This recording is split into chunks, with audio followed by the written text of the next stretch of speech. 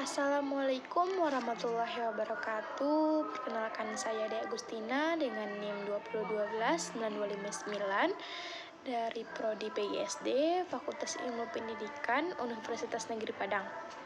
Baiklah, pada kesempatan kali ini saya akan membacakan hasil analisis mengenai materi kuliah pengantar kewirausahaan dengan judul Bisnis Model Kanvas dengan dosen pengampu Bapak Dr. Hanif Al-Qadri. Nah, sebelum membahas lebih jauh mengenai bisnis model kanvas, ada baiknya kita mengetahui apa itu bisnis model ataupun model bisnis. Nah, ada suatu pendapat yang bisa memaknainya,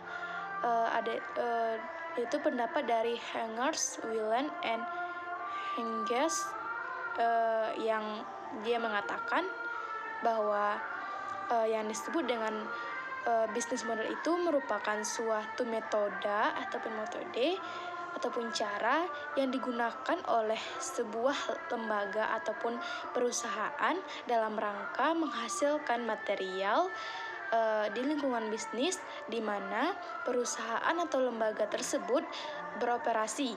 Artinya, bisnis model juga bisa didefinisikan sebagai suatu metode ataupun cara yang digunakan oleh suatu perusahaan untuk menjalankan bisnisnya yang membuat perusahaan tersebut akhirnya dapat berkembang serta dapat menguntungkan. Adapun menurut Margareta, dia itu menegaskan bahwa model bisnis itu dapat membantu para pemilik serta profesionalnya dalam menggagas bisnis di tingkat yang abstrak, kemudian mengujinya di tingkat yang nyata. Selanjutnya terkait dengan model bisnis kanvas atau disebut dengan BMC. Apa itu BMC? BMC atau sering ataupun kesingkatan dari bisnis model kanvas itu adalah salah satu kerangka kerja yang dikenal oleh banyak sekali perusahaan ataupun juga lembaga untuk mendefinisikan model bisnis yang startup. Bisnis model kanvas disusun dengan tujuan untuk menjelaskan dan juga menilai, memvisualisasikan serta mengubah model bisnis sehingga kinerja yang dihasilkan oleh startup ini bisa maksimal dan juga bisa diterapkan oleh semua jenis startup tanpa dibatasi oleh berbagai sektor usaha manapun. Bisnis model kanvas seperti yang telah dijelaskan sebelumnya pada bagian strategi dalam manajemen, begitu juga dengan model kanvas. Bisnis model kanvas ini juga merupakan suatu strategi dalam manajemen berupa CART yang terdiri dari 9 elemen. Nah, ada 9 elemen yang dimaksud dalam bisnis model kanvas ini. Yang pertama yaitu customer segment. Customer segment ini merupakan suatu elemen yang pertama yang menjadi dasar yang harus kita miliki dalam memulai suatu bisnis model kanvas ini. Karena customer segment itu sekaligus akan dapat menentukan segmen pelanggan kita, pelanggan mana yang akan menjadi target bisnis yang akan kita laksanakan. Misalnya pada saat ketika kita memulai suatu bisnis kopi dengan harga sekitar 15 per cupnya, kira-kira siapa segmen kita? Tidak mungkin kan kelas bawah ataupun kelas atas. Umumnya kelas bawah akan lebih memilih kopi saset dan juga kelas atas akan lebih tertarik dengan kopi yang branded, yang hits gitu, yang terkenal seperti Starbucks ataupun Mac Coffee dan juga masih banyak lainnya. Jadi customer segment di sini mencakup penjual dan juga pembeli sesuai dengan kebutuhan. Yang kedua yaitu value proposition.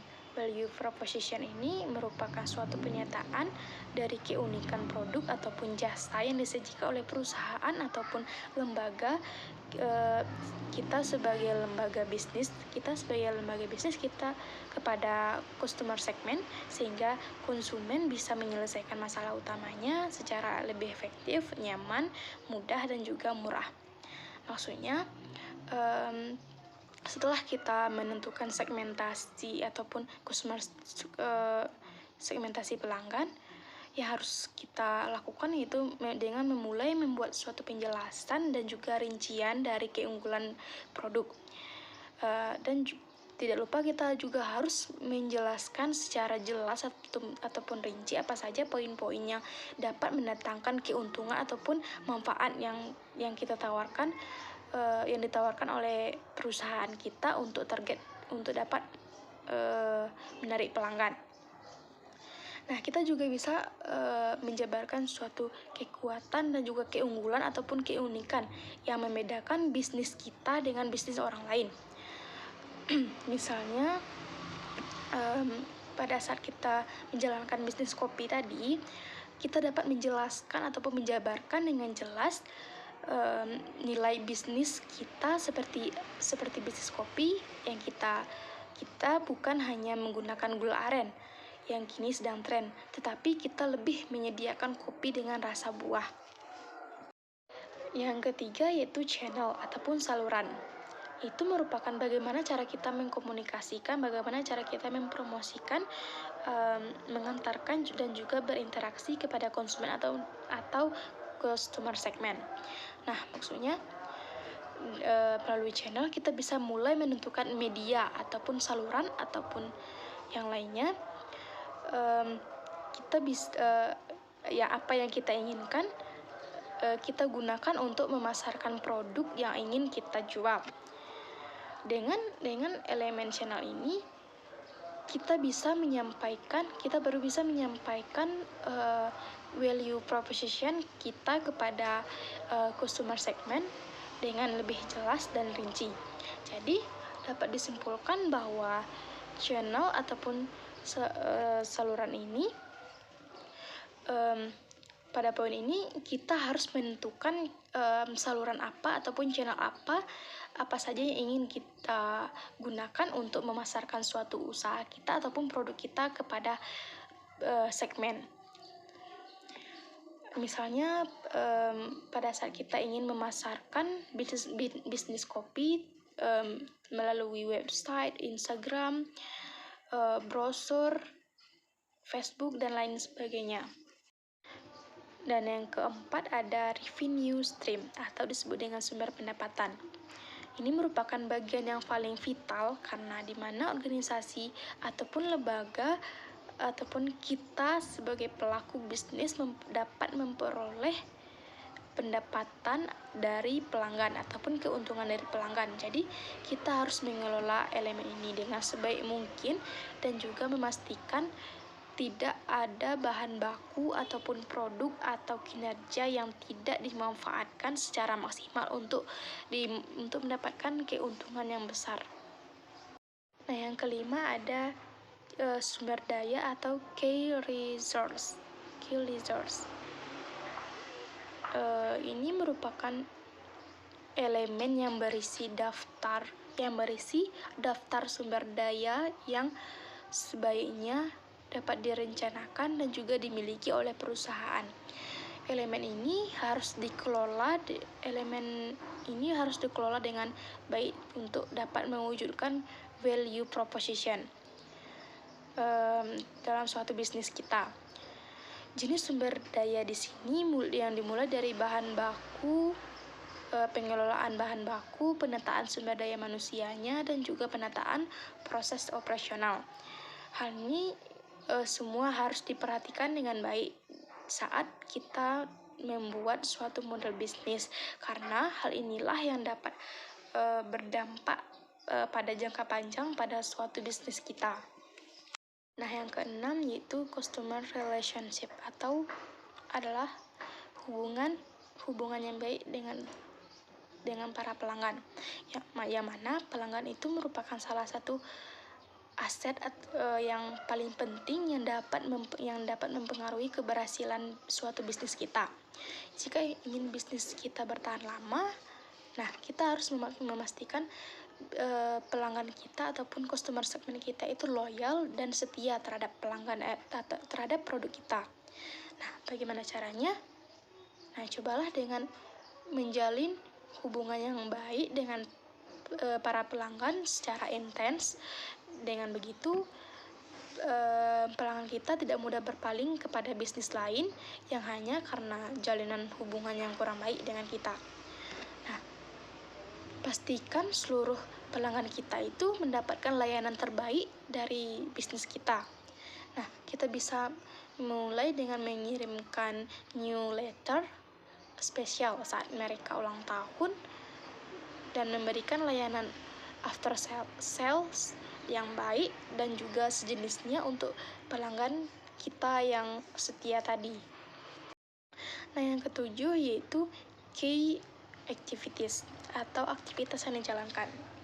Ini merupakan cara perusahaan dalam menghasilkan dan juga menyampaikan proposisi nilainya kepada para konsumen dengan cara terjamin kelangsungannya untuk lebih mudah melakukan pengelolaan dan dapat dilakukan dengan replikasi. Bagian utama dalam elemen ini adalah untuk menghasilkan proposisi nilai. Dalam membuat elemen yang ini ataupun key activities ini, kita harus dapat menjelaskan bagaimana caranya menciptakan value proposition bisnis dengan melakukan beberapa aktivitas dengan tujuan produk ataupun jasa menjadi lebih mudah dikenal ataupun diterima oleh banyak orang. Nah, yang ke-8 yaitu key partnership atau disebut dengan kerjasama. Ini merupakan suatu perjanjian formal di antara dua ataupun lebih perusahaan terpisah yang mana di dalamnya dapat ataupun jadi kesepakatan dan juga kerjasama dalam mengembangkan sekaligus memperbaiki posisi perusahaan. Maksudnya kita bisa menjalin hubungan yang baik untuk menciptakan siklus bisnis kita sesuai dengan tujuan yang kita inginkan sebelumnya, misalnya dengan menjalin kerjasama dengan perusahaan lain ataupun usaha lain untuk meningkatkan performa bisnisnya lebih cepat. Nah, yang poin terakhir ataupun yang ke-9 yaitu mengenai cost struktur atau disebut dengan struktur biaya. Ini merupakan semua biaya yang muncul untuk mengoperasikan bisnis yang kita punya ini. Nah, ini menjadi hal yang sangat penting untuk mengurangi risiko kerugian. Nah, bagaimana caranya? Nah, kita harus mengelola biaya pengeluaran secara efisien agar pengeluaran bisnis menjadi lebih hemat.